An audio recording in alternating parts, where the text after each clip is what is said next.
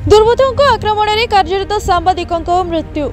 मालकानगिरी महासंघ सदस्य times Odia channel रे मालकानगिरी जिले में कार्य करुथिबा सांबादिक दुस्साहस भावे काम करी चोरा कारोबार करुथिबा व्यक्ति एवं अन्याय अत्याचार करुथिबा दुर्बृत्तों विरुद्ध में स्वर उत्तोलन करी आसुथिबा सी नरेश कुमार को किछि दुर्बृत्त संघबद्ध आक्रमण करी अति नृशंस भाव में हत्या कर 7 दिन बीती जाइथिले सुधा पुलिस हाथ खाली। मटु थाना अधिकारी कहते तदंत चली तेबे घटना को राज्य पुलिस महानिर्देशकों नजर को आनिछंती ओडिशा डिजिटल महासंघ सदस्य संगठन राज्य सभापति सत्यव्रत दास, साधारण संपादक कान्हा नायक, मीडिया संयोजक वर्षा दास, वरिष्ठ सदस्य स्मृति रंजन मल्लिक, प्रदीप राज, हरिहर बेउरा,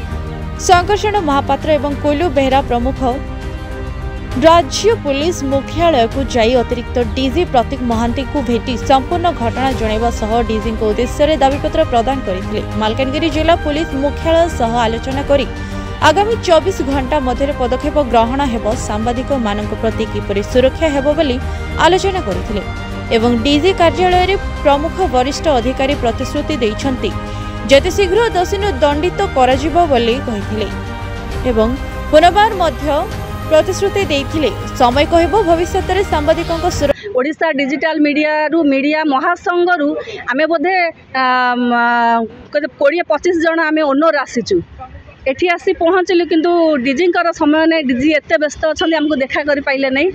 एडिशनल डीजी को आमे आमर दुख जनइलु, आमे सेठी तांकु आमर दाबी पूरण पाई तांकु आमे लेखा भी देलु तो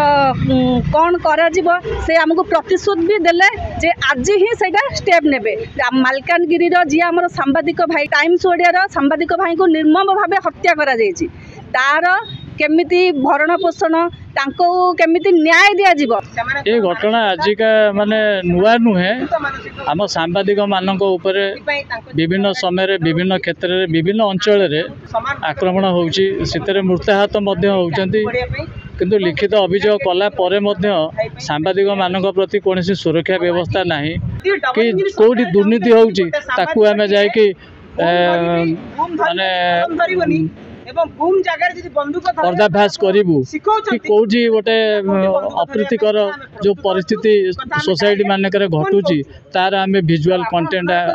जनसाधारण पाखे आम प्रसारण करूँ। यदि यही व्यवस्था जदि लगी रुहे एटा बहुत विपज्जनक व्यवस्था। ये व्यवस्था जदि लगी रुहे आगामी दिन डीजी को दाबी देवार तो अनेक दाबी पत्र दि जाइए किंतु ताहा सुफल है नहीं। किंतु आज जो प्रयास है डिजिटल ओडिशा डिजिटल मीडिया महासंघ तरफ मु भावुची किसी माने आ विषय किसी डीजी पदक्षेप नेबे। सत्यव्रत दास ओडिशा डिजिटल मीडिया महासंघर राज्य सभापति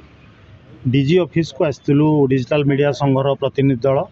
मल्टीपल इश्यूज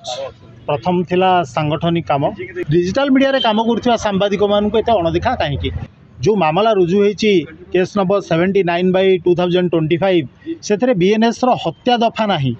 7 दिन भितर जड़े मात्र आक्यूज को से गिरफ कर पारि नांती संदेह रे काहाकू 2-4 जन को अटक रखिथिले तांको मध्य छाड़ी देइचंती धिक के मानकू एटी ठाणी देखौचंती कटक रे मुख्यालय रे बसी अपेक्षा करंतु डीजी साहब खबर देले आमे आपन डाकिबू कि थाना रे आईएएस थिबा लोकटा 7 दिन भितर गोटे हत्याकांड अभियुक्त गिरफ मध्य करि पारुनी।